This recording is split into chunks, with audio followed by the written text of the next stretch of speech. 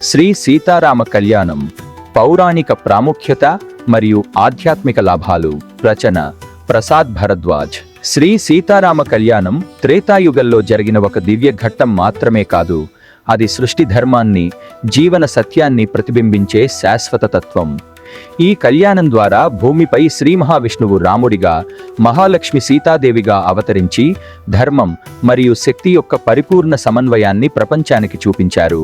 ఇది కేవలం ఒక వివాహ ఘట్టం కాదు, అది పురుషతత్వం అంటే చైతన్యం మరియు ప్రకృతి తత్వం అంటే శక్తి కలయికగా విశ్వ సమతుల్యతను స్థాపించిన దివ్య సంఘటన. మిథిలా నగరంలో జనక మహారాజు నిర్వహించిన స్వయంవరం ఒక సాధారణ వివాహ ప్రక్రియ కాదు, అది దైవ సంకల్పం కార్యరూపం దాల్చిన ఘట్టం. శివధనస్సును ఎత్తివిరిచిన శ్రీరాముడు పరమేశ్వర అనుగ్రహాన్ని పొందిన మహాత్ముడిగా సీతాదేవిని వరించడానికి యోగ్యుడని ప్రపంచానికి తెలియజేశాడు.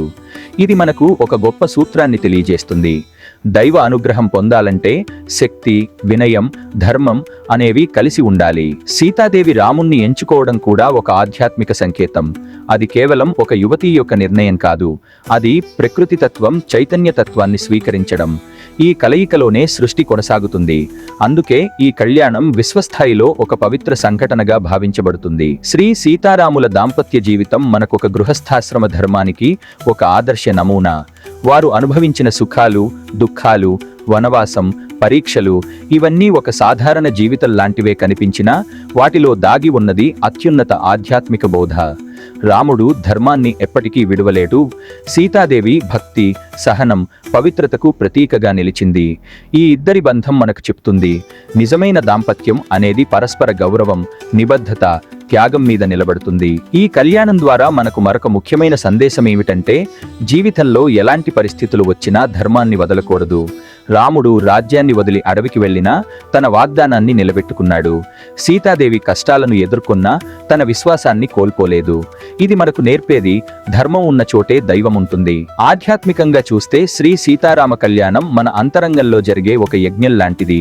మనలోని అహంకారం, దుర్గుణాలు తగ్గి ప్రేమ, సహనం, వినయం పెరిగే ప్రక్రియ ఇది. రాముడు మనలోని చైతన్యం అయితే సీతాదేవి మనలోని పవిత్ర భావన. ఈ రెండూ కలిసినప్పుడు మన జీవితం సంపూర్ణమవుతుంది. ఈ రోజుల్లో కూడా ఆలయాలలో శ్రీ సీతారామ కళ్యాణాన్ని నిర్వహించడం ఎంతో శుభప్రదంగా భావించబడుతుంది.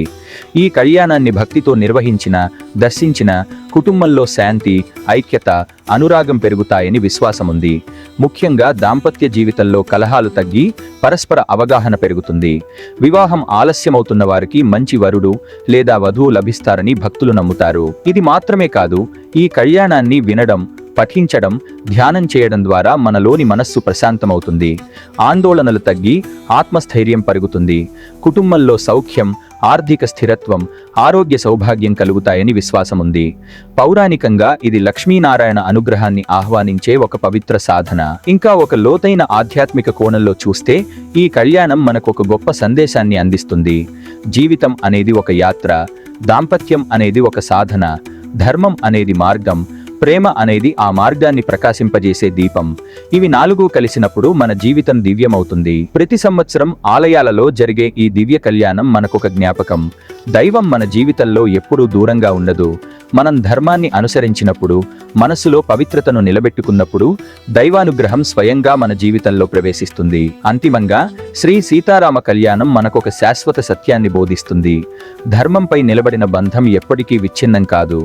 ప్రేమ, త్యాగం, నిబద్ధత ఉన్న చోటే పరమాత్మ నివసిస్తాడు.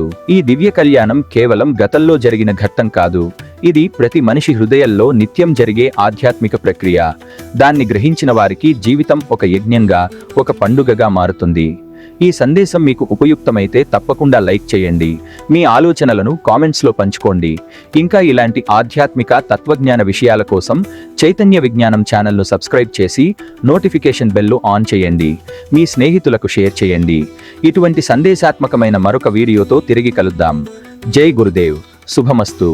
స్వస్తి. మీ ప్రసాద్ భరద్వాజ్.